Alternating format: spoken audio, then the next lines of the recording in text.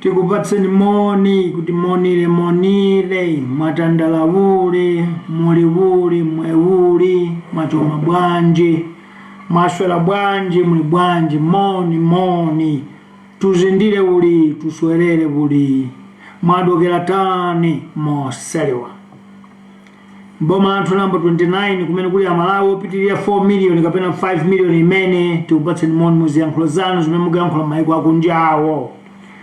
Lero pa 28 May tsiku la Sabata kapena kuti la Mulungu tabwera ndi boma lanu lija la number 7. Mutu wathu wankhani wa lero ndi woti boma la number 7 limene kubwera kudzasinthadi kumene kusinthako kudzamveka m'mitima miyoyo ya Malawi m'midzi ngakhalenso mtawuni komanso maiko akunja adzatha kumva kuti Malawi watsopano wapezeka. Mutu wathu wankhani ndi umene tsiku la lero. Ndikulandire nonse Malawi kumadera onse kumene muli boma lathu laling'ono kumpoto, boma lathu laling'ono pakati, boma lathu laling'ono kummawa, boma lathu laling'ono kummwera. Tikupatseni moni madera onsewo. Ife amumva Chilungamo tabwera lero mwina nkutheka iyi ndiyo maliza kubwera pa social media pano titsetserekere tsopano pa ground kuti mutione. Koma tichita kulengeza kapena ayi muonera zi koma monga anthu oti ndife otumikira tiyenera kudziwitsani. Zikuoneka ngati nzotheka kuti posakhalitsa apa tikhala tili pa ground kucheza nanu kumagwirana chanza pamene tikuphika ndondomeko ndi njira zoti Malawiwu timuyendetse mota. Kwa zaka 29 dziko lathuli lakhala ndi maboma atsogoleri amene amangodziwa mawu okongoletsa okometsa amingoli. Azimayi ndi azibambo amene tinawakhazikitsa kuti akhale pa mpandopo akhala anthu andale amene anali ndi njala kapena amakhala ndi njala yokhala ndi mphamvu poganizira kuti chitukuko cha dziko kapena kukwera kwa dziko kumachitika pa chisomo cha Mulungu kapena chifukwa cha mapemphero. Pamenepo tifuna titsate bwinobwino mwina mukhoza kumva kuti ndiye kuti ufuna kutanthauza kuti popanda Mulungu dziko silingayende. Iya vuto la atsogoleri athu amene tikhala mu zaka 29 amakhulupirira kuti Mulungu tsiku lina adzangogwetsa chitukuko kapena adzagwetsa mana kapena adzagwetsa ndalama zamphamvu kwambiri ku Reserve Bank. Nchifukwa amakometsa mawu kuti tidzati pamene alibe njira ndi ndondomeko zodzapangira zimene zozo. Nchifukwa chake Malawi athuyu wanapereka mzimu wake wonse waperekedwa mu njira yonena kuti kumwamba tsiku lina kudzagwa chipulumutso, kumwamba tsiku lina kudzagwa mtendere, ndipo chitukuko cha dziko chidzagwa chokera kumwamba tsiku lina. Kumene kuli kulakwa chifukwa Mulungu sanati ndidzakupatsani chitukuko chongogwetsa ngati simudzagwira ntchito nokha. vuto la atsogoleri athu a dziko lino ndioti amati tiyike mpemphero tikhulupirire kuti zathu zidzasintha tsiku lina mozizwa. Amalawi ife tifuna tikuwuzeni kuti misewu yapamwamba sidzangogwa kuchokera kumwamba, chuma chapamwamba sichidzagwa kuchokera kumwamba, ndipo chuma chabwino kapena misewu yapamwamba kapena dziko lokongola silingagwa kuchokera kwa Mulungu. Ngati alimi ake m'dziko muno sitingadzipereke kuti tikonze dzikoli likhale lokwanira. Monga tidakuzirani tidasiya kupereka mapulogalamu pano timangodza kuthandiza nokuwuzani kuti mumvetsenso toboma namba 7 likubwera adi kudzatani. Ndiye mfundo zathu zikumazika ngati mfundo yoyamba, mfundo yachiwiri choncho. Lero mfundo yathu yoyamba ikuti izi tikuyankhula chifukwa choti Malawi wathuyu mu Africa monsemo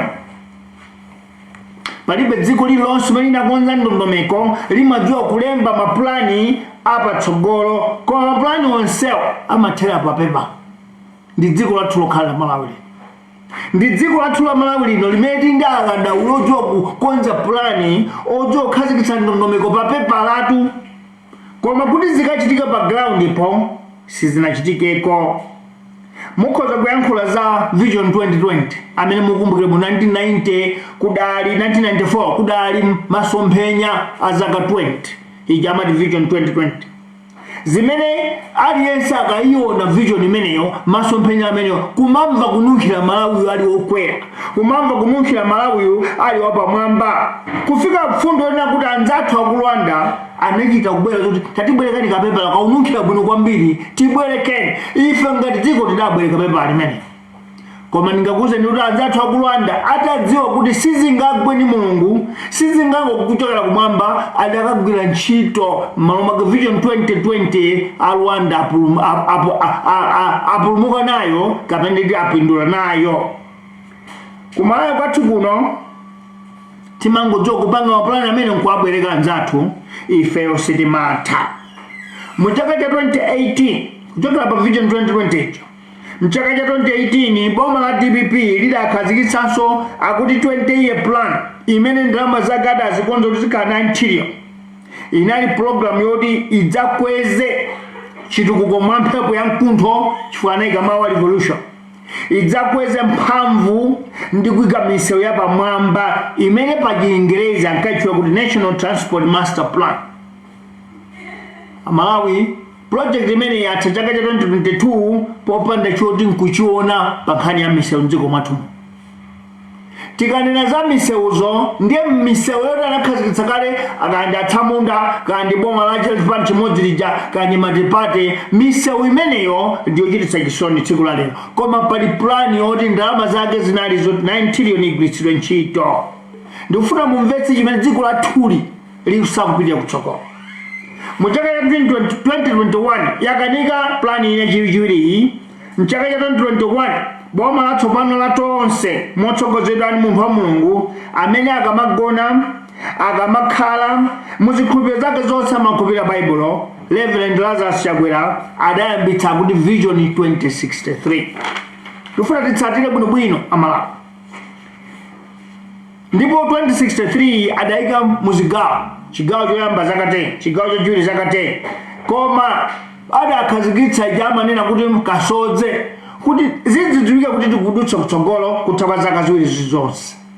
Zaka ziwirizo zatha kulibe chionetsa nchilimodzi chomwe chapya chionetsa kuti Vision 2063 idzaonekera. M'malo mwake yagunda kale mwala zaka ziwiri zokha, chifukwa zimene adakhazikitsazo sizikuoneka kuti zikupita kuti. Mfundo yachiwiri, anzathu ambiri amene amatha kuunikira bwino za dziko kumbali ya zachuma, kumbali ya zachitukuko, akhala amene ali ndi chidwi kuti Malawi kodi mdziko lotani akhala akudabwa kuti chifukwa chani Malawi akulephera m'mapulani ake, mu ndondomeko zake, mu zilimangirizo zake amalephera chiyani.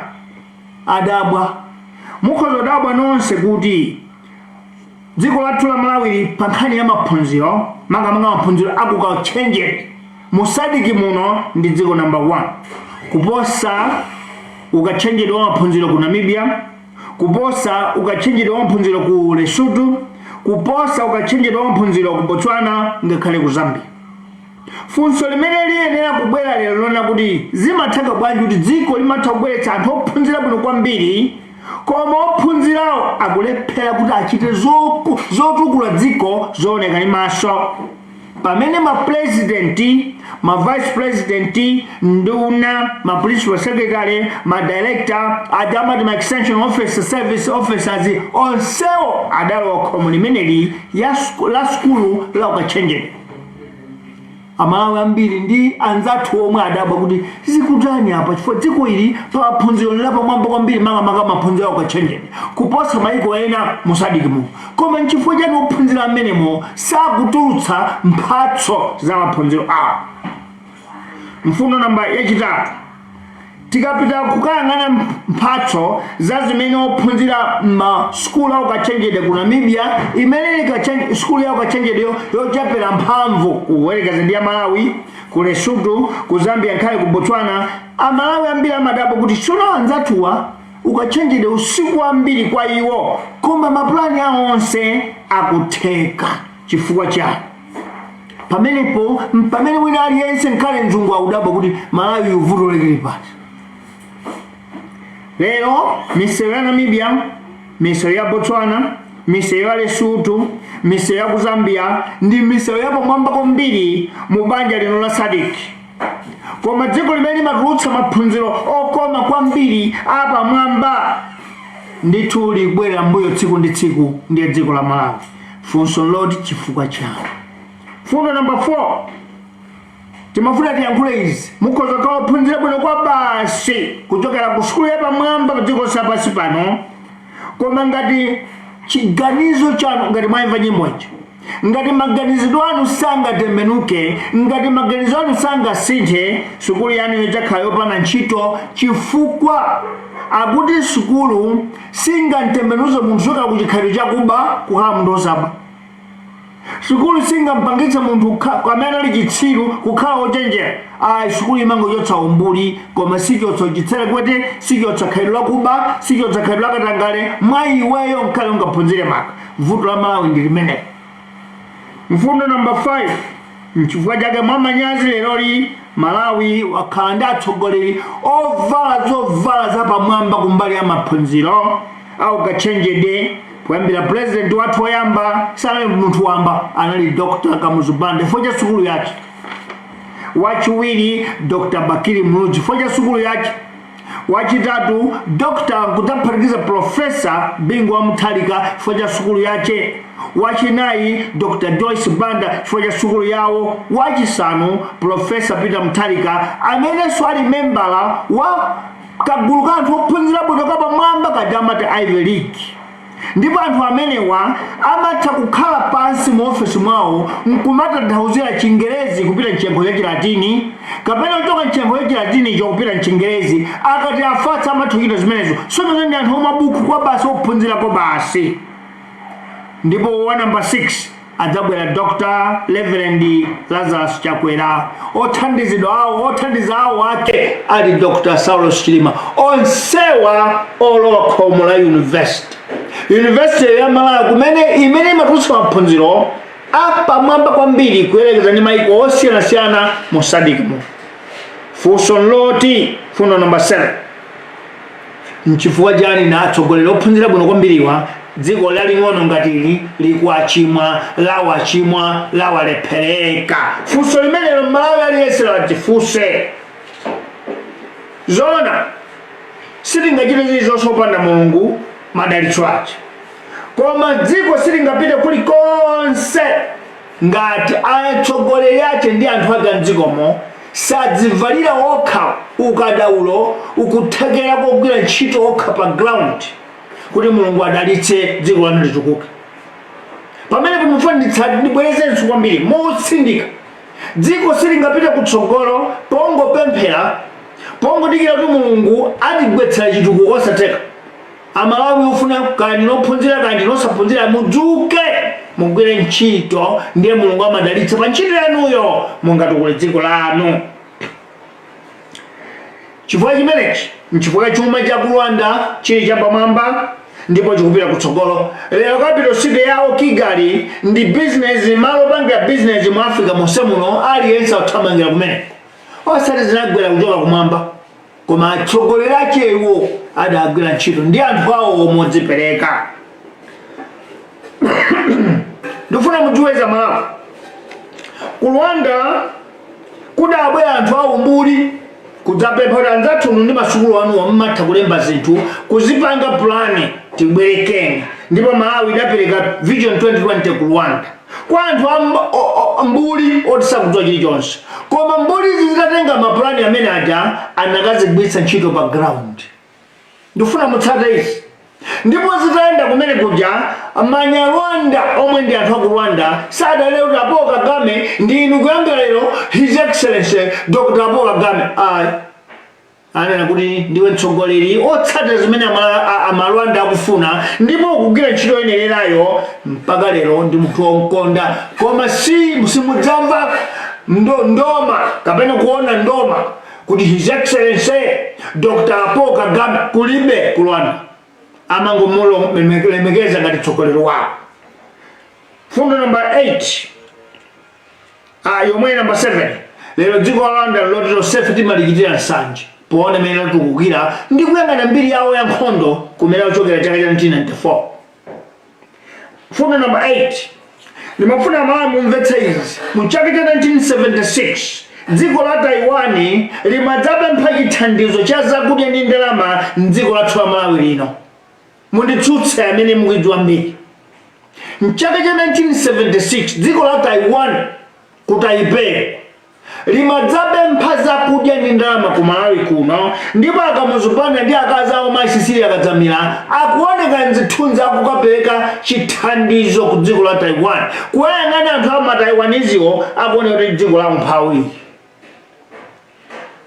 Kungothoka zaka 12 kuyambira 1976 yo Malawi anabwereranso kumapita ku Taiwan kukapempha ndalama, kukapempha ukadaulo, kukapempha sukulu ya ukachenjede, kukapempha chithandizo kuti chidyetse Amalawi. Funso loti zinatembenuka bwanji? Zinatembenuka bwanji ndi funso lalikulu. Mayiko ambiri adali pansi pa Malawi pa mu zaka 20 zapita pa chitukuko, pa chuma, ngakhalenso pakukwera kwa moyo. Koma ndimafuna mudziwe izi. Dziko la Malawi lakhali chiyimire ngati madzi adzithapwi munjira ina madzi akubwera kumene ochokera. Dziko la Malawi likubwerera mbuyo momwe kutsogolo. Mafunso amenewa ndi amene wandale wina aliyense anena umadzifunsa asanayambe kukuwuzani Amalawi kuti tipatseni voti yanu. Kuti akabwera kudzakuwuzani tifuna voti yanu adzikuwuzani kuti adzatani. Mfundo number 9 chodabwitsa nchoti mayiko amene akhala kupempha chithandizo kwa ife cha masomphenya ndi mapulani chimene iwo sanapange atadzapempha sanadzapemphe uchitsiru umene timachita kwathu kuno omwe munyambita mtsogoleri ngati Mulungu zimenezo sanapanga. Aku Rwanda anangobwera kuti mapepala anu ndi aone tibweretsere mapepala adatenga mapepala mkukachita zimene anapemphazo, koma atapita kwawo sanakamveke ndoma mtsogoleri wawo ndoma yopusa yonena kuti kumamulemekeza ngati Mulungu. Ku Rwanda ali ndi Paul Kagame mtsogoleri, ku Uganda ali ndi Yoweri Kaguta Museveni, ku Namibia akhala ali ndi Sam Nujoma Pohamba, lero ali ndi Geingob. Kulibe doctor, kulibe ndoma ya udokta kapena His Excellency ka professor kulibe, koma anthu amenewa ena ayo wanapita mmasukulu. Ku Botswana akhala ali ndi Mr. President Festus Mohae, Mr. President Ian Khama, lero ali ndi President Mr. President Makwetsi Masisi. Koma ku Malawi kwathu kumene timaphika iziko zoti timatichima kuzidya kwache kuzigwiritsa ntchito kwache timakhala ndi His Excellency Doctor, His Excellency Professor, His Excellency Doctor. Tichite manyazi kuyambira lero for dziko ili silikuyenera kukhala ndi mtsogoleri wompatsa ndoma imene. Dziko loti muli ndi mtsogoleri woti mumpatse ndoma lizikhala loti limenelo lapo mambo posa mayiko ena onse. Fundo number 10 kwa iwo anzathuwa chimene amachiona cha nzeru angatachitenga dziko kuno ndi mapepala amene talemba koma za ndoma zosamantenga amachoti zinza utsiru zawo za dziko lathu lawo. Ife sitenge za utsiruzo titenge zokhazo za nzeru. Lero Malawi akulephera kudzikweza yekha chifukwa dziko lathuli lili ndi ulemu osowa nawo mulingo, lili ndi ulemu osowa nawo malire kumene timapatsa atsogoleri amuna ndi akazi amene sizikwayanja sakuyenera kulandira ulemu otere. Nchifukwa dziko lathuli lero lile likuyendetsedwa ndi zigawenga, likuyendetsedwa ndi anthu osakuyang'ana tsogolo, likuyendetsedwa ndi anthu wankhwidzi odzikonda okha.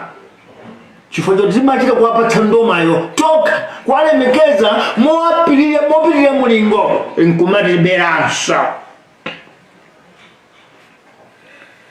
Nimafuna mudziwe iza Malawi maboma athuwa akhala ali tulo chifukwa amaganiza kuti tsiku lina Mulungu adzagwetsa mana ndipo kudzakhala chitukuko chodabwitsa kwambiri chongochokera kumwamba monga mabullet train, mataxi amawaya mwambamo, masitima amagetsi kapena manyumba ajamati skyscraper kapena misewu ya spaghetti. Atsogoleri athu ophunzira kwambiriwa amaganiza kuti zidzangogwa kwa Mulungu tsiku lina.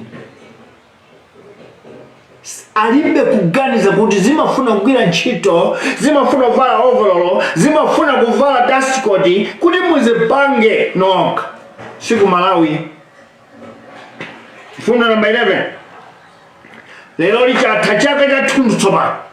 Chaka cha thunthu chatha tsopano pamene misonkho ya Malawi inagwiritsidwa ntchito kwalipira atolankhani kulipira nyuzi mchaka mwezi wa August chaka chatha kumene president wa dziko lino akamamuyankhula amati His Excellency Dr. Lazarus Chakwera adadzayankhula mwezi wa August kuti dziko lathu lino Christmas yabwera mwezi wa August. Nonse mukumbukira bwino zimenezo. Kumeneku kumene a president ankanena kuti kwa nthawi yoyamba boma lawo lapeza 7 billion imene kuyika ndalama za kwathu kuno ndi 7 trillion kuchokera ku bungwe lija la Bridging Foundation kuti amange nyumba yayitali ndi manyumba osandikana 24, abwetse magetsi oyamba kwa 1000 megawatts komanso zipatala zosiyanasiyana dziko la Malawi komanso kupanga zitukuko zosiyanasiyana zambiri fa ndalama inali yambiri. Kuti mumfunse wina aliyense boma mulero ndiye kuti ukuponda waya wa magetsi fa upya atabwera safuna afusidwe boma lotosefuna lifusidwe kuti ndalama zimenezo zili kuti. Nimafuna mudziwe chimene chikupangitsa dziko lathu mabwerera mbuyo chifukwa dziko lathu limafuna kukometsa zinthu zoti kulibe, kukometsa mukuyika maluwa pa bokosi la maliro mupangane muli munthu wakufa oti akuola vuto la malo limene. Fundo namba 12. Kodi nchifukwa tikuyendetsanisa onsewu kukumbutsani kuyambira chaka 29 zonsezo mapulogalamu onsewa chifukwa tikutero tofuna mumvetsetse kuti munthu wina aliyense kuti asintha asagwe akudziwa pamene anaterera. Munthu wina aliyense kuti asinthe asagwe amene kuti adzikumbukira kuti kodi naterera pati ndagwa chifukwa chiyani. Ndiye kukuyendetsani mtunda umenewu nimafuna Malawi kuti muzindikire kuti kodi ife amuvi tikuona tikuganiza nanga tikugonza bwanji kuti tidzasintha. Tiyenera kudziwa pamene timagwera mpati timaterera pati kuti tigwe. Izi zikhozoyikira mboni ndi ngozi za galimoto kandi galimoto ing'ono kandi basi kandi truck. Apolisi ngakhale madriver alaka kampani samangoti ngozi yachitika amabwera kuti adzayang'ana chinachitika nchani pamene panaterera basi kapena galimoto kapena truck lorry mpati kuti pachitike ngozi yopsa ngati imene.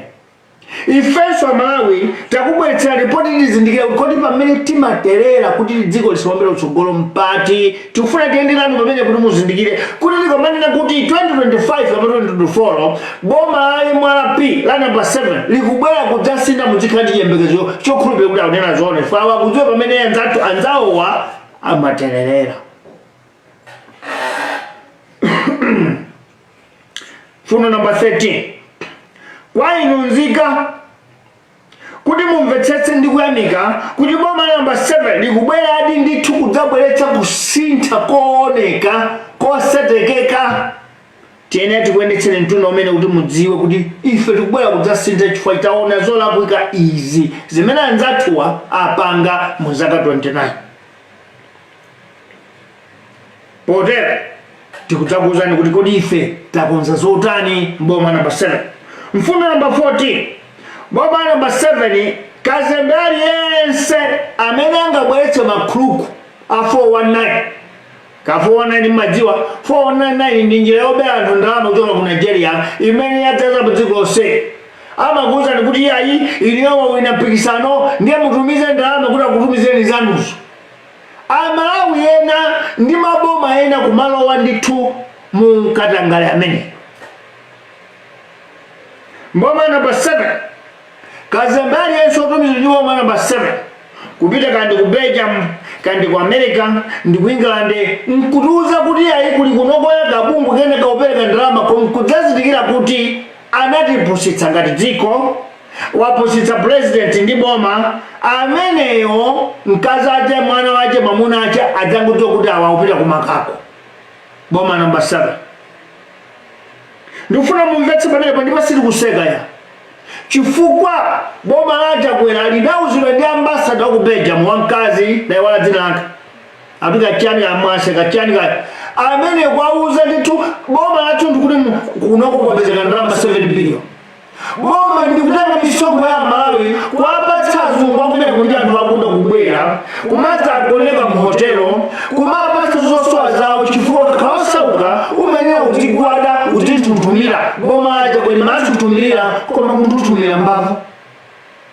Lero ambasada ameneyo ndi ambasada ndikudziko la Belgium. Pamene anthu oti akanagwira ntchito yoyita na malonda kapena kubweretsa mtendere dziko lachitukuko ali Malawi mwakungoyenda. Koma chifukwa uyo mwandale wachipani cha Mangonga Sipati ayenera kulekeredwa atapusitsa dziko. Boma namba 7 oyamba kumenya kuwambereka futi kubayikira kukaponyera pa makako ndi anthu ngati amene. Boma namba 7 sikuseka wina aliyense angapusitse dziko. Chifukwa anthu amenewa ndi adani a dziko, amenewa ndi adani a tsogolo la Malawi, amenewa ndi adani amasomphenya a boma namba 7. Mboma namba 7 tifuna ndibereketu mawu awa kuti sitikubwera mbuyo podzala ngati yense amene akagwiritsa ntchito msonkho wa Malawi mwachibwana monga mmene apa wayendetsera. Lero kuti afunsa asoseni bwembwe kuti 7 trillion yeli kuti kuti afunsa achilima kapena ajakwera 7 trillion yeli kuti aliyense afuna ndithu atafunafuna panchenche alowe ndine mang'anja panchenche mukutona kusanasaka kuti alowe panchenche abisala chinthu chikukumubisala bwanji mwanchenche chifukwa cha manyazi. Koma boma ajakwera singa chilichonse kupereka kuimba beku kuti anthu akuma inu asimusatipusitse musatiwongere dzina. Ayi ambasada bwanji abendalama ndipo nduna zina zimene zinayendetsa nawo mchitidwe umene zikalibe nduna za dziko. Tisayembekeze dziko lingatukukepo masekerera zimenezi. Boma namba 7 sili kudzasekerera zotere ayi. Moving on, point number 15, fundo number 15. Malawi mchaka cha 2024 cha Mawachi kapena 2025 chikupita kudzakhala dziko likudzakhala losiyana ndi mmene mukulidziwira. Bola ngati Muviwa Chilungamo Revolutioary Party utavoteredwa ndi inu ya Malawi. Dziko ili kudzatembenuka ndithu osati chifukwa cha ndalama ya mzungu, osati chifukwa cha maphunziro likatenga kuti koma imwake ya dziko lino takonzeka kuti tiliseseso dziko lathuli tilisanjeso pa maziko atsopano. Ife mfundo omweyo mboma namba 7 muzaka zathu zoyamba 5 tikudzatseka nyumba zonse za boma zijamati State House. Sanjika Palace tidzatseka, Kamuzu Palace tidzatseka, Chikoko Bay tidzatseka, Mzuzu State Lodge tidzatseka chifukwa ndi manyumba amene akuononga ndalama zambiri koma osatulutsa phindu lililonse. Amene mwakamutitsatira kumbuyo kuti dayankhula kuti president wathu ife ndi boma lathu ife mu myezi 18 wina aliyense adzigonera kwawo ndikakhala ineyo ndidzigonera ku Khombwe. ngati ndi Mulilongwe ndiye opeza kanyumba kochipa ndizikhala kumeneko kuti ndisalonge ndalama zoti zikanagwira ntchito kugula mankhwala mzipatala, zikanagwira ntchito kukweza maphunziro dzikoli, zikanagwira ntchito kuwalipira anthu amene akuzunzika koopsa, amene sagone chifukwa dziko likhale dziko omwe ndi apolisi, manesi, asilikali, aziphunzitsi. Pachifukwa ichi boma namba 7 likudzatseka nyumba za boma zaka 5. Tikayankhula chonchi ena akuzonena kuti zidzatheka sizingatheke chifukwa ambasada amafuna dzakunena kumeneko ndiye maboma apitawo.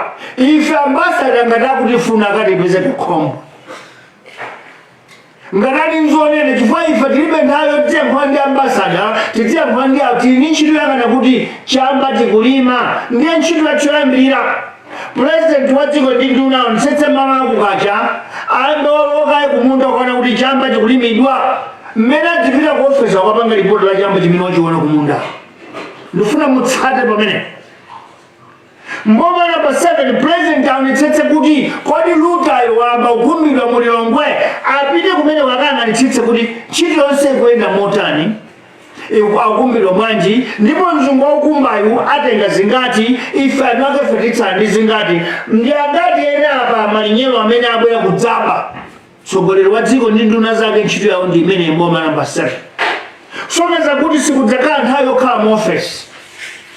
Ndi ambasada ngati chili chikonzero afuna kupereka mapepala, tidzafuna tidzike koma naye mwina ku Mount Sochi, ku Capital Hotel, kapena pache fandi tilipira zochepa tsiku limene libokoma nawo anthu amene akulandira mapepala awo kuposera kukakhala ku State House kumene kuli antchito oti zimene akupindula zakezo sizikupindulira dziko, zikupindulira munthu mmodzi ndi mkazi ake ndi banja lace.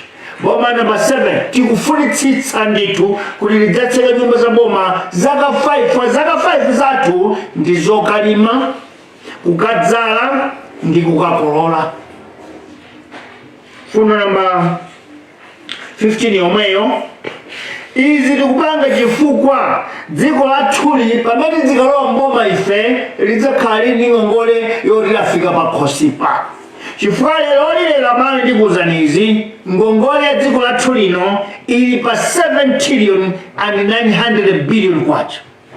Budget iyi isanabwere imene achakwera ayamba panopa sosini gwengwe ndi boma latonse lili bize kukongola ndalama m'mabanki a dziko lino, m'anthu a business a dziko lino, maiko akunja. Tamvanso kuti IMF auze kuti tibweranso sabata yamawa kapena mwezi wa mkuja tidzafufuze sitikupasani ngongole chifukwa ngongole yanu yafika mkhosi.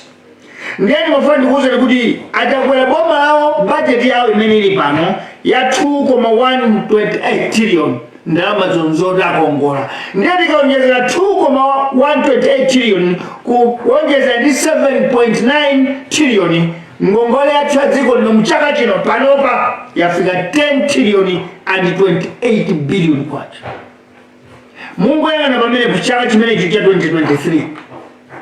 Sokeza ku 2024 ngati chisankho chipita 2025 ngongole idzakhala ili muchadayankhulira muja ma 13-14 trillion. Fundo namba 16 ndimafuna mudziwe izi kuti boma namba 7 sili kubwera kudzayendetsa boma mmene limayendera, tikudzasintha chilichonse. Cholinga chake nchimodzi, tidzachepetse ngongole iyi kapena tiyilipire. Mchifukwa zaka 5 tidzakhala anthu ovutika kwambiri, cholinga tikonze zoti tibweze ngongole tayi ayiputa anzathu.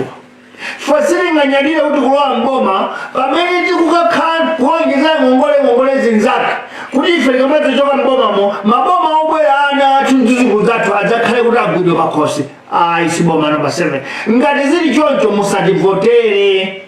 Koma ngati kuli kodi mufuna kuti lidzasine ngongole izi tivotereni chifukwa tatsimikiza kwathunthu kuti nyumba za State House tidzatseka zaka 5.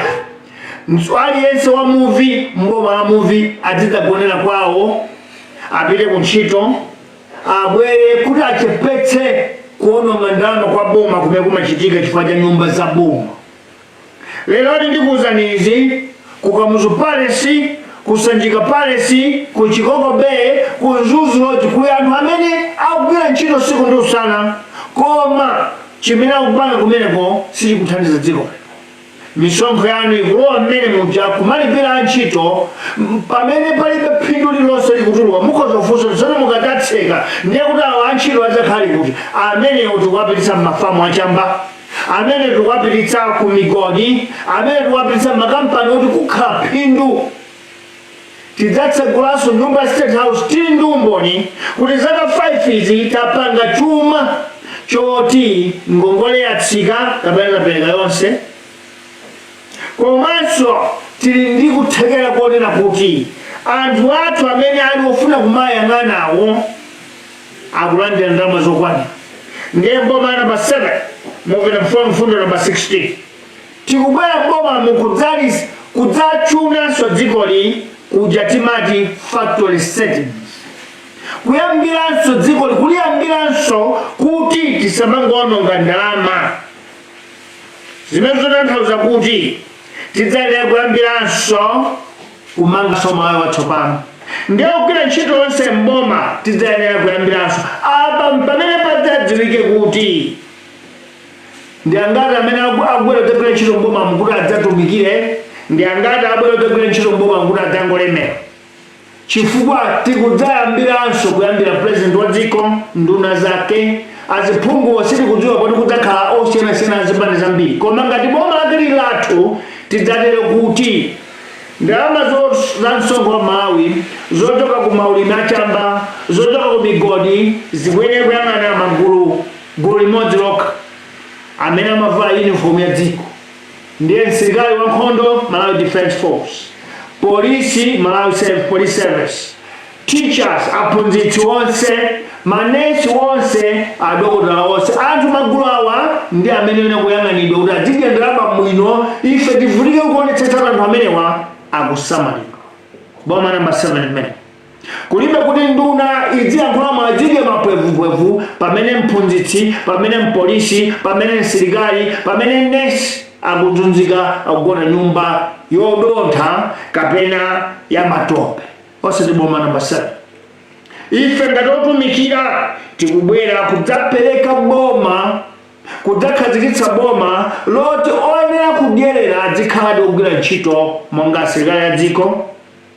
Ndipo ku usilikali kusakhale kulibe ndege ngati zili za mlengalenga zofunika zake, kulibe magalimoto ngati zili za panthaka, kulibe masima pamadzi ngati zili za panyanja. Komanso tionetsetsa kuti ndi zida zofunikira kuti titagundidwa ndi usiku tiyankha. Boma namba 7 ndiye muganiza kuti ku usilikali kokhako ndi ndalama zingati zimene zidzafunika chaka chilichonse. Ndiye tiyang'ane ku polisi yenera kudzakonzedwanso monga mmene ingakonzere anthu osogwira ntchito mboma chatimati civil service. Apolisi asakhale otomvetsa chisoni njombo zawo zosoka zolephera kupolisha koma ndi anthu ogwira ntchito mboma. Osati boma namba 7. Boma namba 7 mpolisi alandire ngakhale kiwi oshanira nsapato, alandire brush, ndipo alandire ndalama yochapira uniform yokuti akagule soap waboma. Potero sikudzakhala galimoto ya luxury kwa president, sikudzakhala galimoto ya luxury kwa nduna ndi luxury za makezakenke.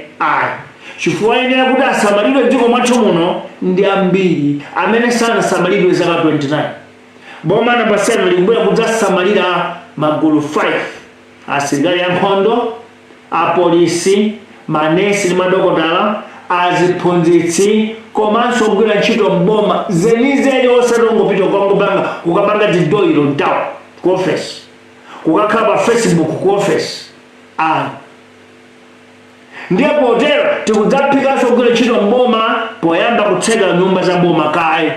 Ndipo tikudziwa kuti maiko ngati Britain, America adzana kuti musatero famene ndi usavage. Ife tikudzachita za usavage bora tikudziwa kuti tikufuna kuyambiranso kumanga chuma cha dziko, kukhazikitsanso maziko a dziko. Tidzazichita zimenezo.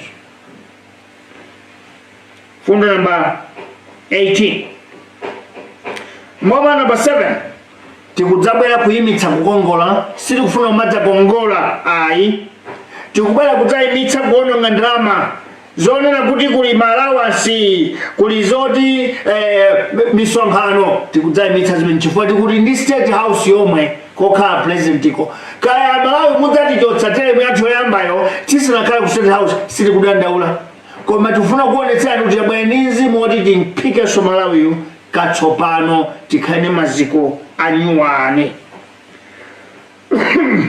Boma la number 7 sili kudzapereka ntchito chifukwa boma silingalembe anthu ntchito koma boma lidzayenera kukhazikitsa ndondomeko zoti olemba ntchitowo adzamati private sector ma investors adzapeza kuti pa ground po tapalima tili magetsi okwanira achita mabizinesi awo amigodi aulimi mmene angathere tili ndi ndondomeko za misewu m'midzimo ngakhale mtawuni koti wa bizinesi akhoza kukhazikitsa bizinesi yake kumwanza uko kunene kude yopanga factory yake yopanga majuisi kumeneko poti tili ndi mandalena ambiri kukhale msewu komanso kukhale njira za ndondomeko zoti akhoza kumanga nyumba yake kumeneko nagona mmenemo magetsi aliko misewu iliko nyumba yake afuna kumangayo akhoza kumalowa toilet nyumba mwake momwemo boma lidzakwaniritsa kukhala ndi ndondomeko zimenezo.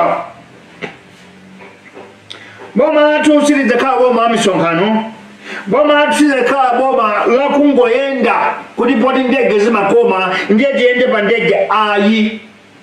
President wa dziko lathu adzakhala ntchito yogwira yolima yokumba yodzala yake ntchito idzakhala imene nchifukwa kuti ife tidzayendera malandilova chifukwa malandilova ntchito yake ngoti tidzapita tikaonetsetse kuti kunsanjeko Amalawi onse amene ali kumeneko zakutayikira kwa madzizi akuziteteza bwanji ndipo madziwo akugwiritsa ntchito bwanji pa phindu loti tikhale nzogulitsa.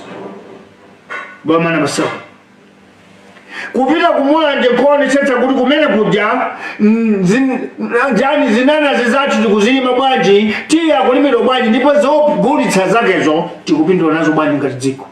Ndiye kulibe galimoto yapamwamba ndi Land Rover ndiye kuyambira president nduna phungu PS magalimoto yake ochipa komanso ogonzeka.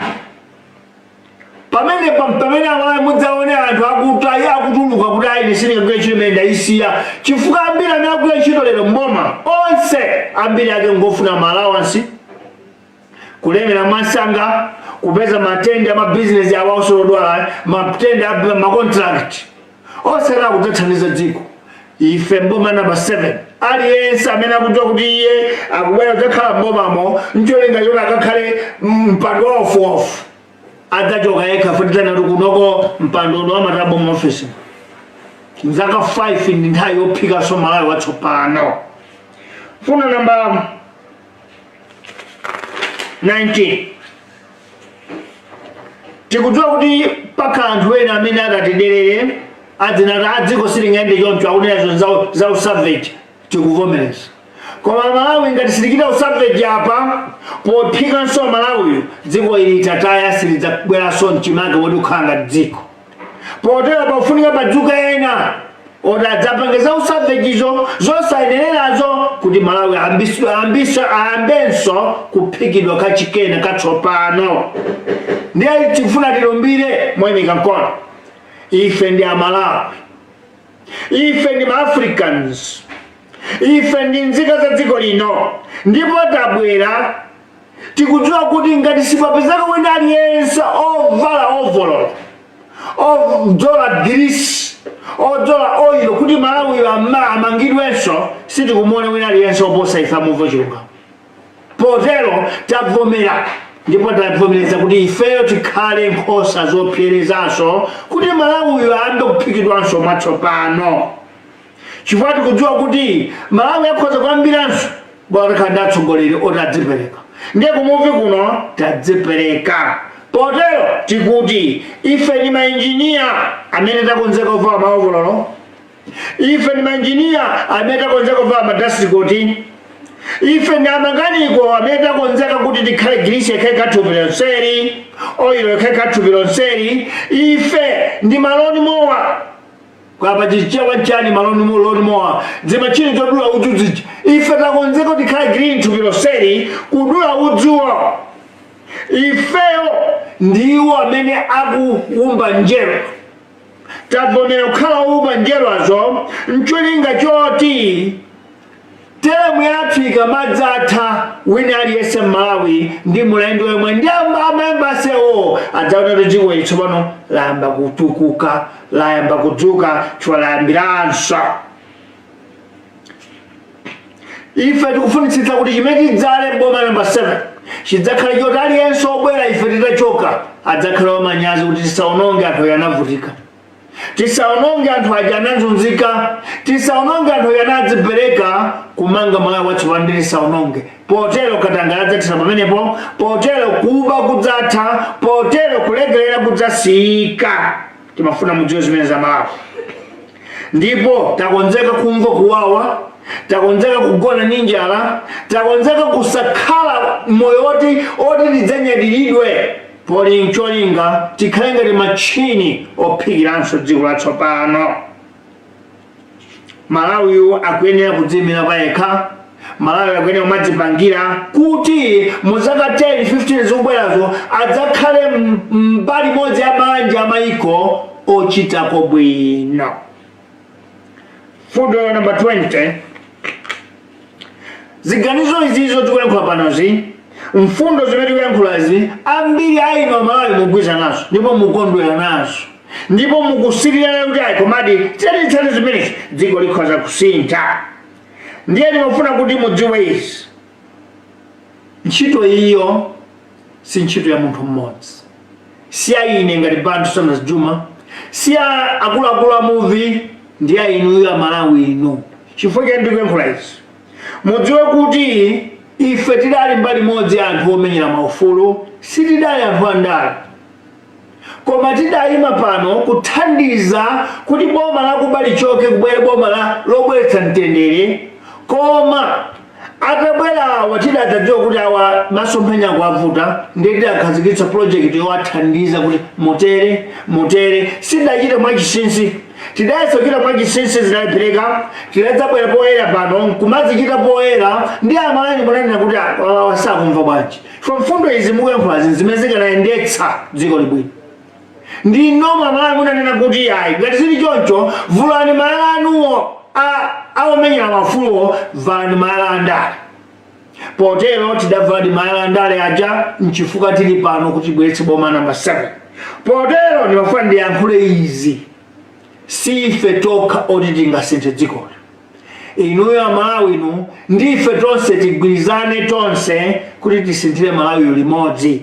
Potero ife tikuyitana onse akadaulo pa maphunziro aja pa Chingereza amati academia, tikuyitana nonse akadaulo pa chuma mbali imodzi amati economy, tikuyitana onse akadaulo kuzipembedzo azikhulupiriro aja amati faith organization, tikuyitana Amalawi nonse mu mabungwe omwe si aboma aja amati NGO, ndipo tikuyitana nonse omenyera maufulu aja amati ma-activist, ndiye tikuyitananso Amalawi nonse kumayikunja kwa malire athu aja kuti diaspora,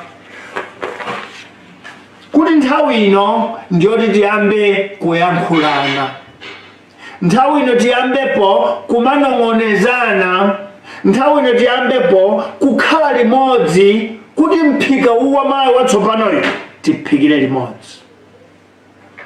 Tikuyitanani ndithu kuti nthawi ino osakhala chete, nthawi ino tiyambe kukonza Malawi wathu watsopano, chifukwa sangatheke Malawi kumphika metaka takutukuneneramu patokha opanda inu. Tikuyitanani kuti nthawi ino tiyambe kukhalira limodzi. Kumuva Chilungamo Revolutioary Party kuno sivi anthu azikhulupiriro aja amati ma idealists ayi. Kunoko ife ndi anthu amene timakhulupirira kuti tikhoza kuchita zinthu mwa masomphenya limodzi. Potero ndimafuna mudziwe izi Amalawi kuti pakati pathu pakhala pakuti dziko lathu lindi la nsanje lakaduka la jealousy. Pakhala ena onena kuti mfundo zonzabwino koma anthu ake ositikuwadziwa, mfundo zonzabwino koma anthu ake walibe mayina, mfundo zonzabwino koma anthu ondirama alibe. Ndimafuna ndiyankhule izi, pamene pali chabwino tiye tikomane tonse tichikuze tichikulitse chabwino chicha. Pamene pali choyenerera tiye tikhale tigwirane manja tonse tichite choyeneracho limodzi cholinga Malawi tonsefe amene tikufuna ubwinoyo timuone. Ndiye ndimafuna ndikupemphera anzathu aukadaulo kutchanko imene University ya Malawi kuzomba kumeneko tiye tiyambe kulumikizana tiyankhule kuti Malawi tinkwaniritse zimene tikuphikazi. Kuluwana, kumubas, kumast, kukuhes, kunast, kunzuni, mabungu aziphunzitsa ama Teachers Association, maufumu onse andodo amagasi ndi amenjiro, maufumu onse midzimu ma village helmet. Nthawi ino ndi nthawi yoti tiyambe kukambirana, tiyambe kukhala pansi, tiyambe kupanga ma meeting tsopano kuti boma number 7 lidzatheke. Popanda ino amene kutchuloni panozo maloto awawawo atakhala maloto achumba. Koma ngati tingagwirane manja tonse maloto awa ngotheka. Amalawi anzathu amene mmavala mauniform adziko asilikali Malawi Defense Force, amene mmavala mauniform a polisi Malawi Police Service, amene mumavala madress okongola amati manesi, amene mmavala madasicoat amene kuti madokota. Nthawi ino ndiyoti tiyambe kunong'onezana wina ndi nzake kuti boma number 7 litheka bwanji, libwera bwanji, titani malingana ndi zintchito zimene timagwira. Tiye tigwirane manja mu zintchito zathu zimenezo kuti tikhalire limodzi pomanga boma number 7. For boma number 7 sili kubwera chifukwa cha Muviwa Chilungamo Revolutioary Party, chifukwa cha Bantu Sanders Juma ndi banja lache ayi, likubwera chifukwa cha tonsefe talira kwambiri, tonsefe taberedwa kwambiri, tonsefe tadyedwa masuku pamutu kwambiri, tonsefe taona ndale yakutibera, taona kulemera m'maso mwathumu, koma ife tili chisaukire. Ndiye kuti zonseze zithe tiye tigwirane manja tonsefe ku Muviwa Chilungamo Revolutioary Party kuti boma number 7 libwere lisalephere. Potero ndikuyitaneni nonse tiye tiyambe kukambirana. Munali ndi ine Bantu Sanders Juma amene ndili mtumiki ovala number 1, ovala oil number 1, ovala grease number 1, ophepakisa njelo number 1 pofuna kumanganso Malawi mwatsopano. Kuti boma number 7 likhale boma loyamba ndilomaliza kuzika maziko atsopano. Oti dziko lapansi nkhale Mulungu adzalamike kuti kudali kuyambaso mdziko lotchedwa Malawi. Mulungu adalitse nonse, adalitsenso dziko la Malawi. Ziko kwambiri.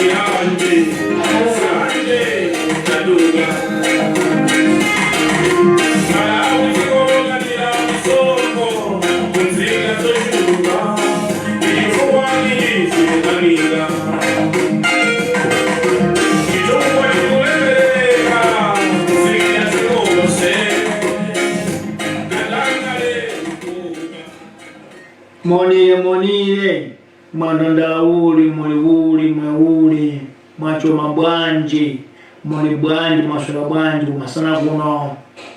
Tuzindire uli tusolele uli. Moni madogatani mwaseliwa. In our 29th district, the largest constituency that is holding over 5 million Malawians, we greet you wherever you are. Today is the Sunday, May 28, where we come and give you the 7th Republic. We always want to walk with you. We borrow you to walk with us so that you can see what we see. You can envision what we see. And together we can make this country a different nation. It's very much possible, and it can be done, and it shall be done. Fellow citizens, today we have come with a topic. Perhaps this could be the last one, or we cannot come back again here, because we have done a lot on social media. It's now time to get on the ground. So it might be the first, or the last one, but we'll still announce, if possible, whether this is the last one or we will still come back with 2 episodes or 1 more. But now time is coming when we have to be on the ground. The topic of the day is Muviwa Chilungamo Revolutionary Party, a government of true transition that will be felt in rural and urban areas. That is our topic. The 7th Republic by Muviwa Chilungamo Revolutionary Party is going to be a government of true transition that will be felt in rural and urban areas. For 29 years, this country has had governments and leaders who know how to decollate words. For 29 years, this country has had leaders and governments who are experts in decollating words. Our men and women that have presided in the government have been politicians that have been craving to be in power, thinking a country's progress and prosperity happens under God's mercy and God's prayers. That is the men and women we have had in the past 29 years. This is why Malawi has surrendered its soul in the hands of heaven, hoping and believing that one day God will form beautiful cities, modern roads, modern infrastructure, and healthy economy. We believe that all this will just fall down from heaven. Those are the leaders we have had for the past 29 years. Point number 1. This we say because this is the country in Africa and the world that draws best and futuristic plans, but they have fallen or remained on a paper. We are one country that is very good in drawing plans, making blueprints, but all those end up on the paper, not on the ground. You can talk of Vision 2020, which is smelling beautiful, even now, but on the paper or not on the ground. Rwanda came to borrow it and it worked for them. In Malawi, the people that drew that plan have not implemented it, and we failed on Vision 2020. In 2018, DPP government launched a 20-year plan or blueprint of 9 trillion kwacha that was going to revolutionize, energize, and modernize the roads of Malawi, which was known as National Transport Master Plan. National Transport Master Plan, which ended in the year 2022 without anything to show on the ground. That is Malawi for you. It's a good country when it comes to designing and planning, but when it comes to implementation, we are the worst country. In 2021, the new government of Tonse Alliance, led by a man who sleeps, who lies, who believes on the Bible, Reverend Lazarus Chakwera, launched Vision 2063. That was going to be in phases of 10 years. But 2 years later, indications are rife that the vision is going to hit the rock because there's no visibility. of any sign that this Vision 2063 is on the path. Point number 2, many analysts, many economists, and those that have interest on Malawi have been asking, why is Malawi failing its own plans and agendas? Many people have asked that question. You will be surprised to note that Malawi education system at tertiary level is the best in SADC region, above University of Namibia, above University of Lesotho Roma, above University of Botswana, and above Universities of Zambia. The question is, how do a country produce best and cream of education, but the graduates performs poorly when they are presidents, vice presidents, ministers, principal secretaries, directors, and extension service officers? Why do they fail? One will not understand. Point number 3, when you visit the fruits of the graduates or graduates from Namibia, Lesotho, Zambia, and Botswana, everyone will be surprised to see these nations' agendas and blueprints visibly implemented successfully. Today, Namibian roads, Botswana roads, Lesotho roads, and Zambian roads are the best in the SADC region, but their cream of education is not as smarter and quality as that of our country in Malawi. Why? That's the biggest question. Point number 4, you can be highly educated. You can be a graduate from the most cleanest or smartest institution in the world. But if and when your mindset is set on the belief of theft, belief of crookery, belief of gangsterism, belief of corruption, that school will not remove them from you. You still remain a corrupt person. So we need to know where our problems are in this country. Point number 5. This is why shamefully Malawi has had well-decorated presidents in the name of Dr. Hastings Kamuzubanda, Dr. Bakiri Muluzi, Dr. Professor Bingwa Mtarika, Dr. Joyce Banda, Professor Peter Wamtarika, a member of Ivy League for that matter. These are people who translate Latin language into any language and any language into Latin, because they are members of Ivy League, well-educated men and women. Dr. Reverend Lazarus Chakwera and Dr. Saul Steve. This is our country, Malawi, that has produced these educated doctors. And when we make plans or blueprints, they are the best master plans. Other countries that their education system is not of quality have got the most technological and progressive roads and networks, yet we that has the best and the cream of education are failures. Point number 6. Without shame, their education and school is best used when it comes to convincing lenders such as IMF, World Bank, and donor community. Without shame, these people, the doctors I'm talking about, their education is only used in the best language of English to convince lenders such as IMF, World Bank, and the donor community. There, you cannot pass, you cannot defeat Malawians. We are very educated when it comes to convincing lenders. We got beautiful English to convince IMF, beautiful English to convince World Bank, beautiful English to convince Exim Bank and donor community. These are the leaders who believe that one can build a future economy with borrowed money. Educated men and women of Malawi. We can develop this country, we can build this country by borrowing money. So that education is already used wrongly, and it's wrong.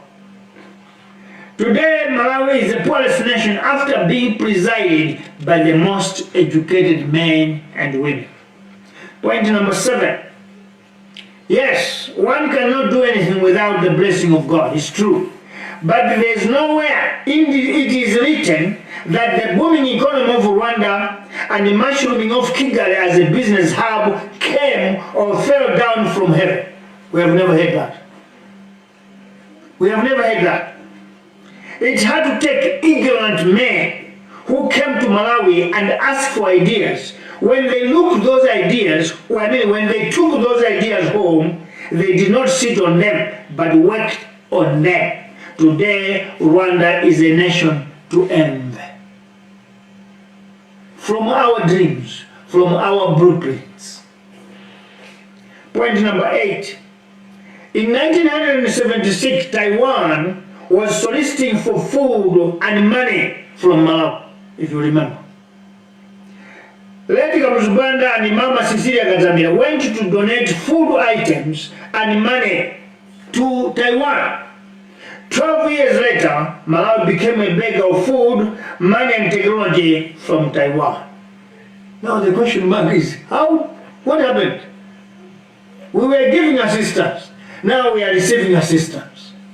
And someone came and said, no, Taiwan is too small. Let's go to the mainland China because what we need to beg is too much. That is Professor Dr. Bingo Mutalik.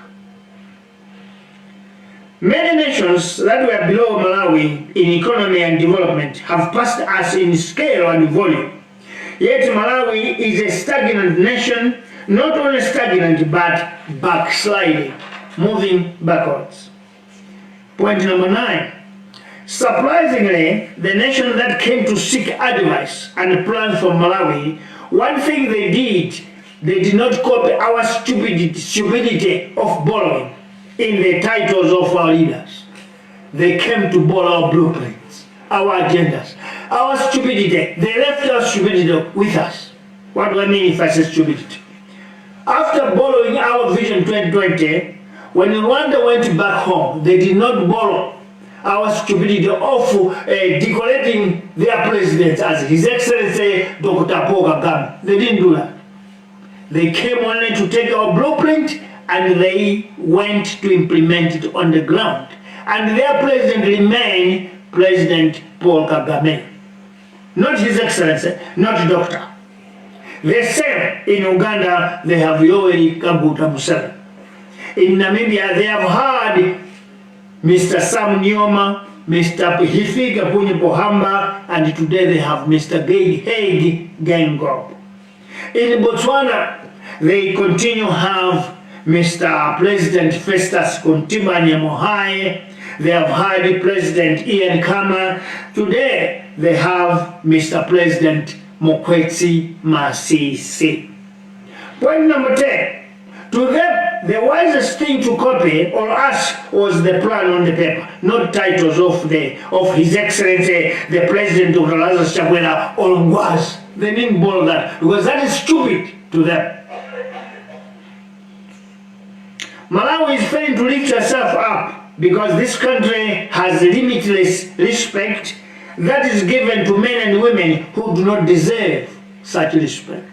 That is where we are stuck. That's why we are nothing. That's why we are a country of no recognition. Because we got limitless respect to people who don't deserve that respect. Malawi is failing to lift herself up because our government sleep or think that one day God will fall manna and all kind and manner of development such as bullet trains, cable taxis, electric trains, skyscrapers, and spaghetti roads. That is where we have a problem as a country. We sleep, we believe that one day they'll fall from heaven. But I want to say this. Any country that is lazy will never rise up. Even if God arrives in the world today, it will never happen.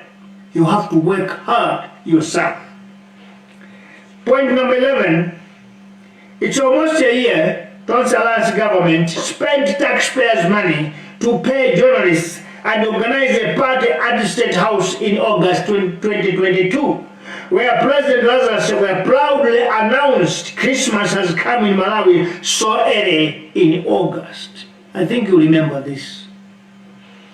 10 or 11 months later, the Christmas of $7 billion, which was coming from Breeding Foundation to build 24-floor house, 1,000 megawatts of electricity, medical facilities across the country are just on a pipe dream or an impossible dream. If you ask anyone in the government, that will be stepping yourself into a live wire because you're going to die or you'll be arrested. Why? They are ashamed they can't tell you where is that money, where is that development. Point number 12. Malawians, why are we taking you on this trip? Why are you taking you on this long journey? Why are we telling you all this? If you don't know where you slipped or fell, you are going to fall again. That's why we are taking in this long trip. If you cannot know where you slipped and fell, if you cannot know where the accident started, you won't be able to prevent another accident from happening. So we need to go step after step together so that you must know where Malawi falls, where Malawi fails. This is why any accident, be it a car, a bus or truck, police or those involved come back to the scene to establish what happened or what caused the accident. So as a country, we need to go back. Where did we sleep? How did we fall? And where do we always fall? That is where we can realize and start moving steady, not to make another accident or not to fall again. Point number 13, for you citizens to understand or appreciate that the 7th Republic is coming to bring true transition that will be felt by all in the rural and the urban centers, you must be told or explained to what went wrong and how wrong was done and what your 7th Republic government has in stock for you. So we had to go that long for you to know how we are going to come about and what we're going to do. Point number 14.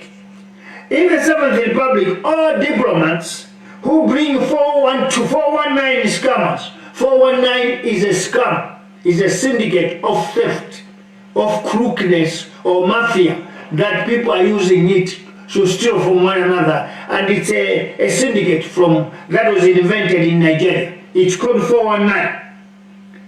All those diplomats who bring 419 scammers in our government for us to be fools and stupid on the face of the nation will be executed, not just fired. That's what we are bringing in, to know what the 7th Republic is preparing or getting ready for. Because they are enemies of the nation. You don't go on a diplomatic mission sent by citizen taxes and bring predators and mafias. One reason this country is failing to move forward is that the president, the government and stakeholders in the state smile at such people who bring shame into the country. Today I'll tell you, the ambassador of Malawi in Belgium is still working as ambassador. But she is the one who brought these mafias. She's the one who brought these predators.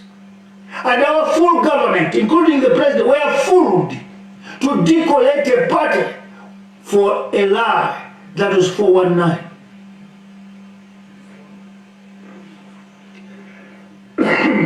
In the 7th Republic, that ambassador's husband, children were supposed to know already that if our mother goes back to Malawi, she's going to be hanged or executed. That is what is going to happen in the 7th Republic, and I'm not joking, I mean it. Point number 15. Malawi in 2024 or 2025 is going to be a different nation. We are going to change this country. We are going to close all state houses and relocate all workers for 5 years to other departments, mainly in farming and mining, so that all the money we'll be making from cannabis production, mining production, and all other agricultural produce that we are going to embark on will be rooted into service delivery in hospitals, in roads, in schools, in colleges, and to pay the whooping debt, which as of today is pegged at 7.9 trillion plus 2.128 trillion, which when you put them together, our national debt today is 10 10.028 trillion Malawi kwacha. Just imagine and just think. For 3 years of Tonse government, our national debt today is 10 trillion plus 28 billion. But I want to tell you, this is the government that came and found our national debt at 3 trillion and 16 billion kwacha. 3 years later, our national debt is 10.028 trillion Malawi kwacha. Let us look around. What is amusing, what is fascinating that this 10 trillion has done? No road networks, no energy, no transformation in transport system, no transformation in air system, no transformation in our marine resources or system or transportation, no transformation in the development of human beings. But we are talking about 10 trillion in debt. Point number 16. It is only the 7th Republic which has sworn to bring Malawi to factory settings, which means that we are going to start all over in restructuring our civil service. We are going to start again. It is in our government, in the 7th Republic, where we will know and recognize who are there for service to the people, service to the country, or are in the government for self-enrichment. Because we know when we set this country back to factory settings, many people are going to say, no, I'm leaving. Because there will be no spaghetti, there will be no dessert, there will be no money for nothing. No allowances, no fake trips to Mangoji, no fake trips and conferences in Salima. There will be no international routes.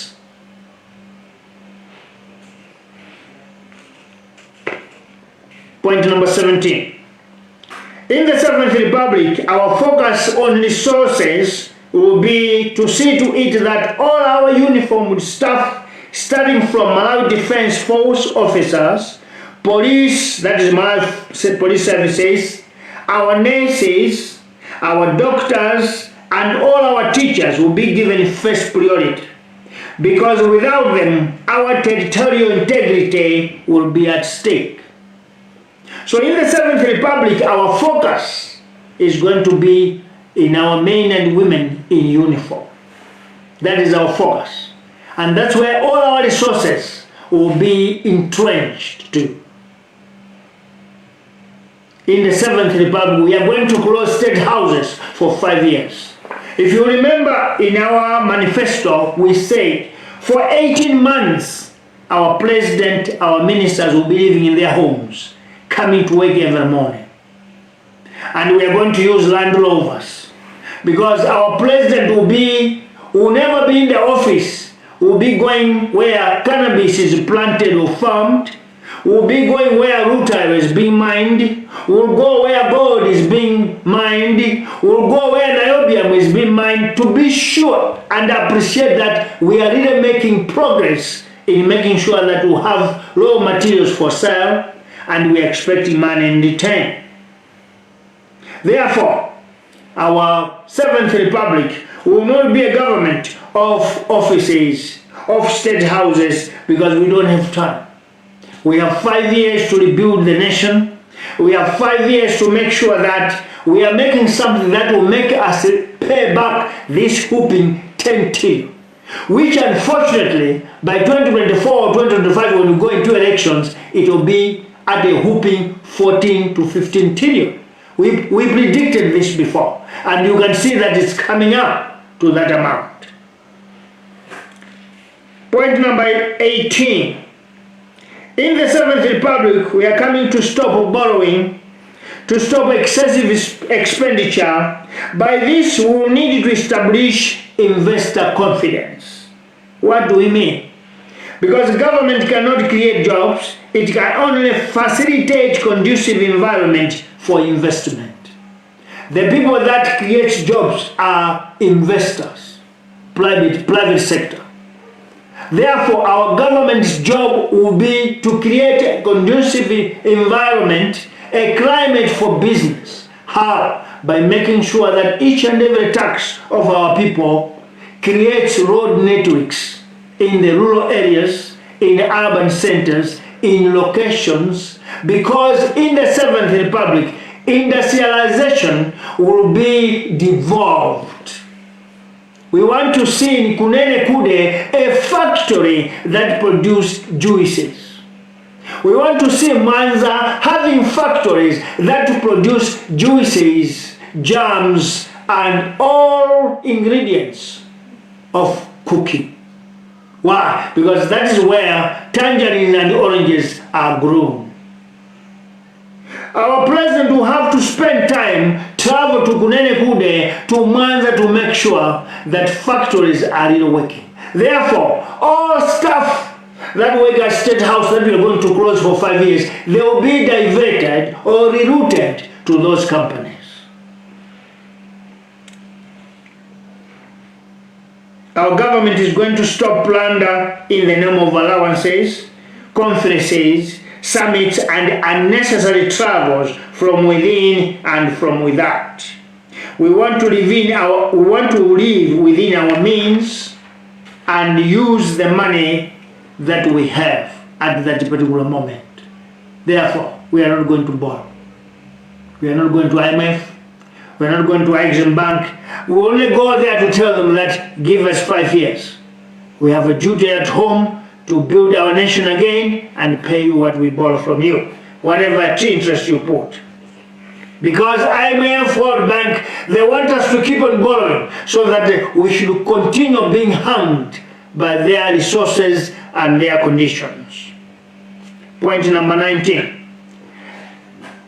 Of course, there will be some people who will undermine our resolve. Already there are some who undermine our commitment, who say what we are planning cannot be done. What we are saying is impossible. But I want to say this, fellow citizens, I'll raise my hand. We are natives, we are Malawians, and we are Pan-Africanists. We have come to know that if it is not us, no one will bring this country back on its feet. No one. Therefore, we have raised our hand and we are standing here to swear that we are the people that will turn this country around. We are the engineers that are ready to put on overalls and dust coats. We are mechanics who are ready to be crazy in grease and oil. We are lawn mowers that will dress in grass. We are bricklayers who are ready to save our entire term office in mud. But we must be sure that the next government, next leaders, the next generation will not undergo pain and panic, because whether we like it or not, Malawi must be or must stand on its own feet. This is the duty that we are wearing today. This is the responsibility that we are putting on our head today. Malawi must be able to stand on her own feet. Malawi must join the family of nations where its economy and future must be well prepared and well planned. And this is our duty. And this is our job. Point number 20.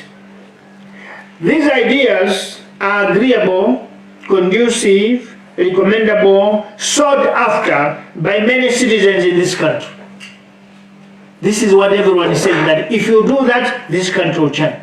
If you mean it, it will really, Malawi will be a changing nation. Everybody agree on these ideas.